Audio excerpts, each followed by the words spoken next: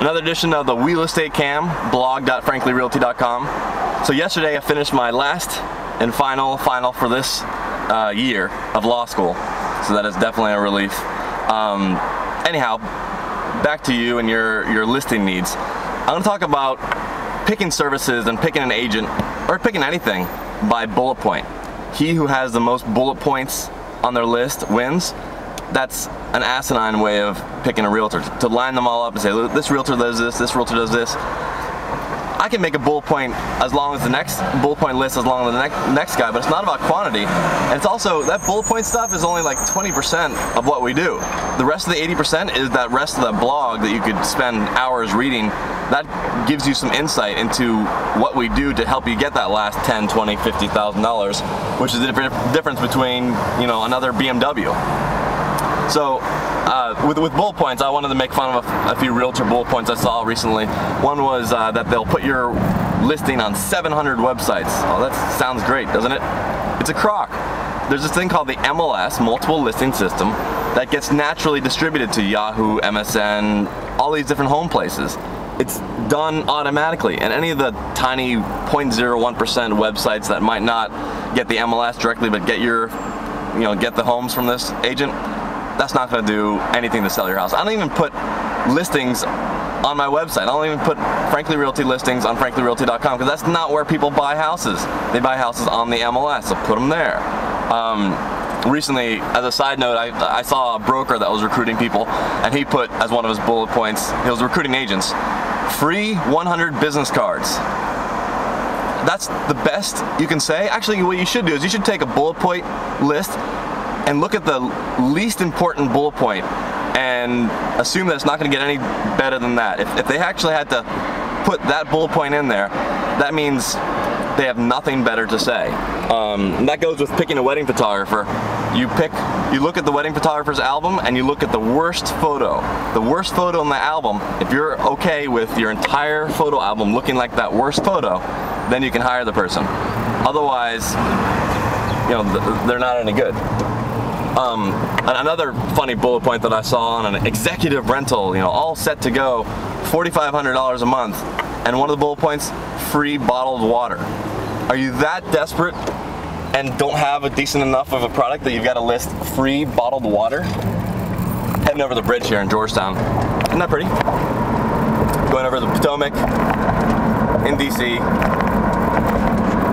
Anyhow, so here's some of our bullet points that are standard for every listing. I don't know why everyone else doesn't do it. I wrote a blog on excellence comes standard, which is the slogan. This is shaking around a lot. And everyone should do it, but they don't. Every listing staged. And contact the stager and the realtor early on. Not, oh, I gotta fix up the place and then contact the realtor, because then you'll do things wrong, waste money, overdo things, or just waste time.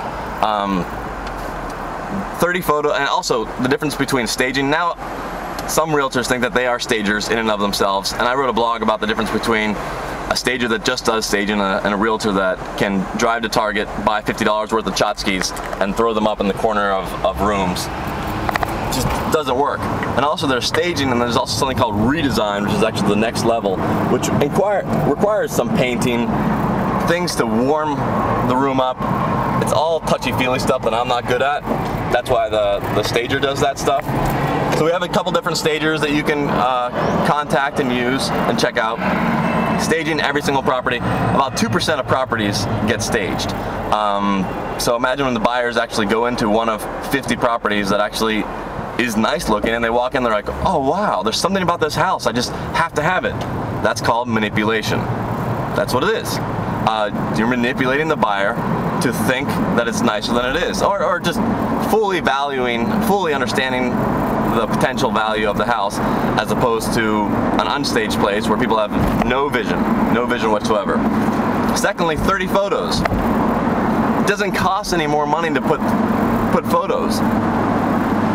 Yet so few realtors will put 30 photos. And people say, oh, well, what if I have a one-bedroom apartment? Yeah, you take photos of, the bedroom, the living room, from every angle. Take a couple different shots. Take up-close shots of the granite. countertops, up close shots of the hardwood floors, so they feel like they're in the apartment or condo. Also in the courtyard shots, shot of the front of the building, neighborhood. You can find 30 shots if you actually take a little bit of time and effort, and it's really not that hard.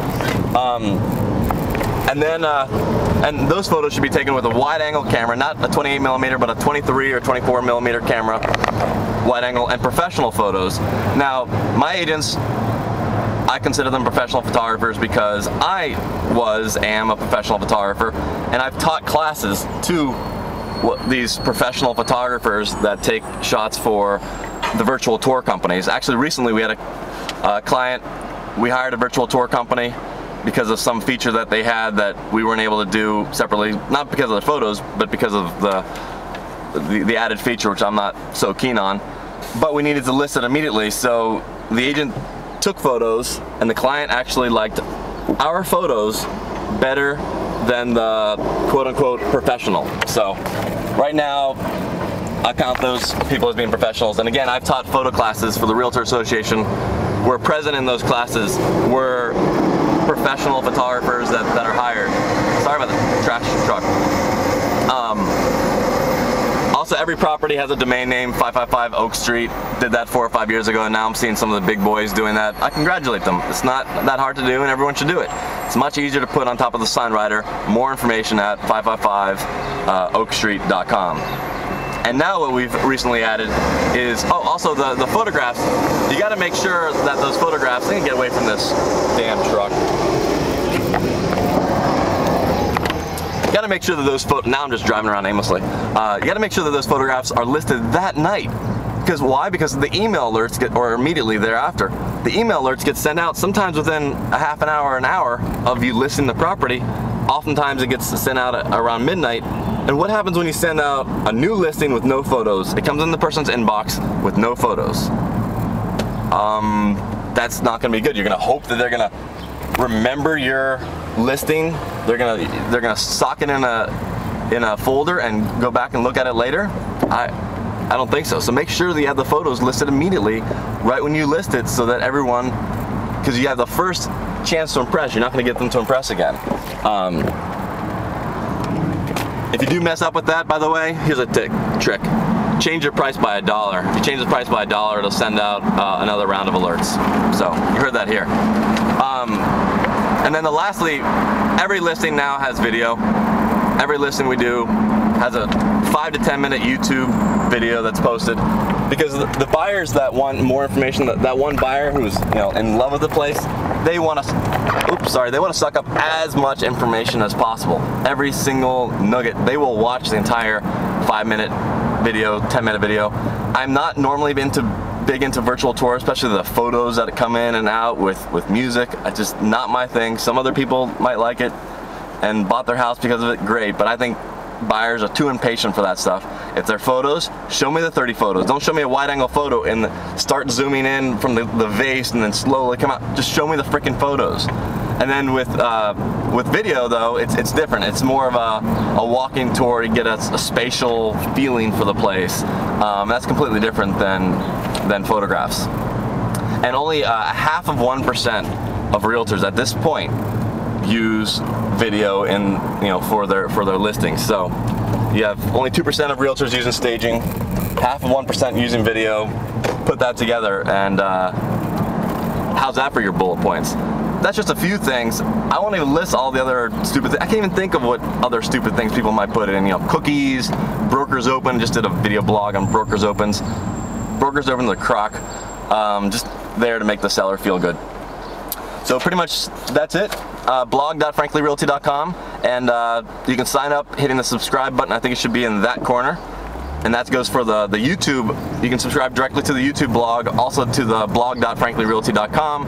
Hit the subscribe button, get infrequent post updates, no spam, and make me look good. Make that little number of subscribers grow by clicking on that little button. So thanks a lot. Blog.franklyrealty.com. Ciao. And make sure to leave a comment too. Comments make people look good. It's more interactive. Tell me what I'm wrong about. Someone will have a comment about Brokers Opens, I'm sure. Ciao.